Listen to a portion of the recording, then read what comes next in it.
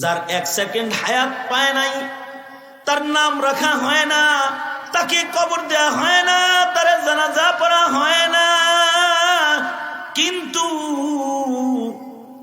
1 second হায়াত যদি কেউ পায়, তো হায়াতের সময়ের এত দাম। 1 সেকেন্ডের একটা হায়াত পাইলে তার সুন্দর একটা নাম রাখা হয়, তাকে গোসল দেওয়া হয়, মুসলিম সাজে তাকে সজ্জিত করা হয়।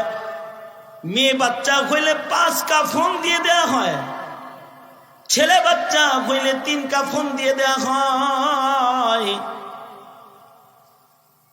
তাকে সামনে রেখে মুসলিম সমাজের মুসলমানেরা জানাজার নামাজে দাঁড়ায় যায়। তার জন্য সুন্দর একটা কবর ঘর খনন করা হয়।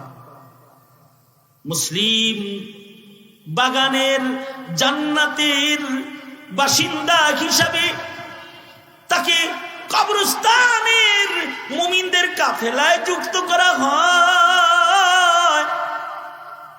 তাকে যখন কবরে নামানো হয়, 1 সেকেন্ডের হায়াতের কারণে তারে কবরে নামানোর সময় বলা হয় বিসমিল্লাহি ওয়া আলা মিল্লাতি রাসূলিল্লাহ, নবীর মিল্লাতে তাকে নামায় দেওয়া হয়। যদি তার 1 সেকেন্ডের হায়াত রয়, তার মানে হলো 1 সেকেন্ডের হায়াতের অনেক দাম।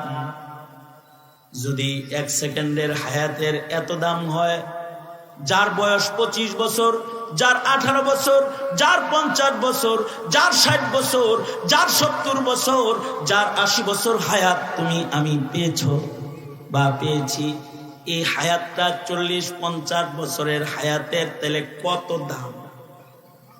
আল্লাহু আকবার, আর আস্তে করে কর, এটা কত দাম!